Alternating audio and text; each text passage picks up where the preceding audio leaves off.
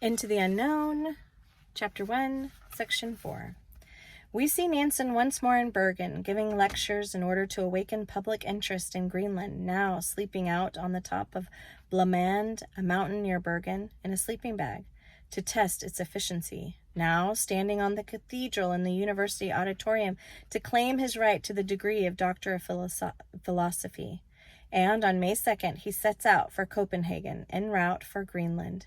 For, unhappily, it was the case in Norway in 1888 that the Norwegian exploits must be carried out with Danish help. In vain he had sought for assistance from the regents of the university. They recommended the matter to the government, but the government had no 5,000 kroner, which is about $1,350, to throw away on such an enterprise, the enterprise of a madman, as most men had termed it. Yet, when that enterprise had been carried to a successful issue, and that same lunatic had become a great man and asked the government and Storthing for a grant of 200,000 kroner, which is about $54,000, for his second mad expedition, his request was promptly granted. As stated above, Henson had to go to Denmark for the 5,000 kroner, and it was the wealthy merchant Augustin Gammel who placed that amount at his disposal. Still, certain is it that had not that sum of money been forthcoming as it was, Fridtjof Nansen would have plucked himself to bear to the last feather in order to carry out this undertaking. But he must have followers. Where were men to be found to risk their lives on such a venture? He must have men with him who, like himself, were well versed in all manly sports, especially in running on ski. Men hard as iron, as he was. Men who, like himself, were unencumbered with family ties. Were there such to be found? He sought long and diligently, and he found them. There was a man named Otto Sverdrup, a Norland youth, injured to hardship on sea land. I'm sorry, not injured. Let me start again. A Nordland youth, inured to hardship on sea and land, and an excellent sailor, a skillful ski runner, firm of purpose, one to whom fatigue was a stranger, physically strong and able in emergency, unyielding as a rod of iron, firm as a rock. This man accompanied him. Number 2 was Lieutenant, now Captain Olaf Dietrichson.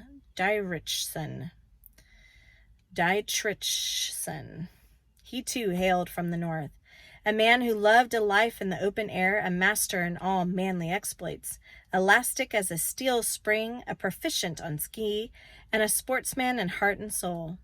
And added to this, a man possessed of great knowledge in those matters especially that were needed in expedition like the present. He too was enrolled among the number.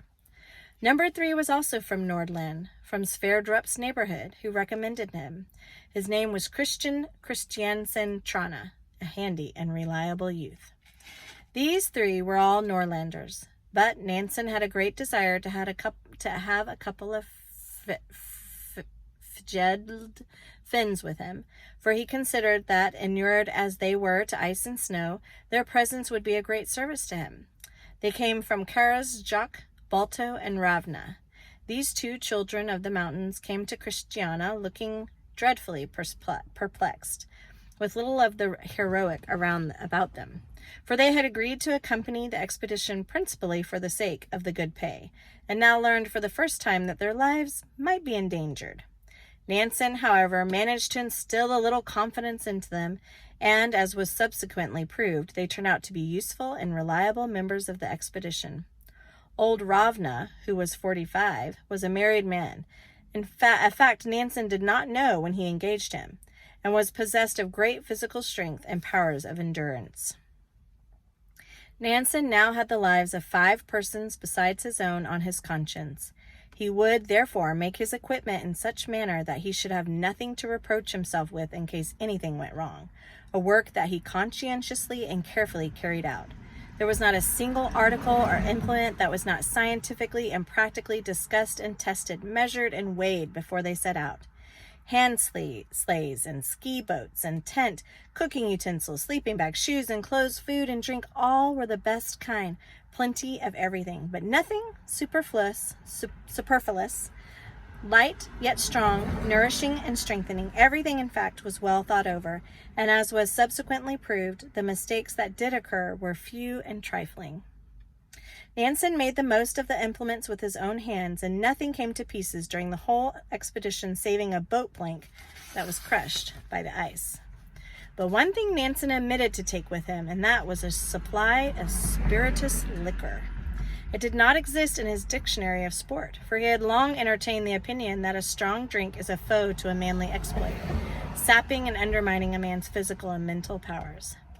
Thus equipped, these 6 venturesome men set out on their way, first by steamer to Iceland, thence by the Jason, a sealer boat, Captain Jacobson, its commander, who, as opportunity should offer, was to set them ashore on the east coast of Greenland. And here, after struggling for a month with the ice, they finally arrived on July 19th, so near to the Sir Millik Ford that Nansen determined to leave the Jason and make his way across the ice to land. The whole ship's crew were on deck to bid them farewell. Nansen was in command of one of the 2 boats, and when he gave the word, set off, they shot off from the ship's side, while the Jason's 2 guns and a spontaneous hurrah from 64 stalwart sailors' throats resounded far and wide over the sea. As the boats worked their way into the ice, the Jason changed her course, and ere long our 6 travelers watched the Norwegian flag, waving like a distant tongue of fire, gradually fade from sight and disappear among the mist and fog. These 6 men set out on their arduous journey with all the indomitable fearlessness and disregard of danger that youth inspires.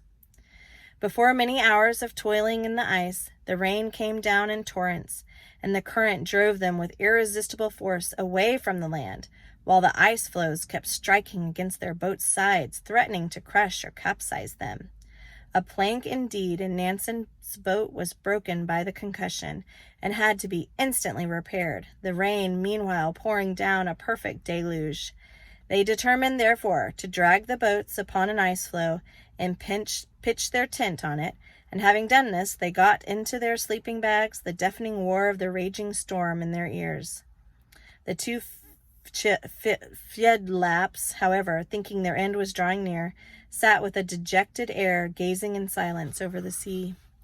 Far away in the distance, the roar of the surge dashing against the edge of the ice could be heard, while the steadily increasing swell portended an approaching tempest.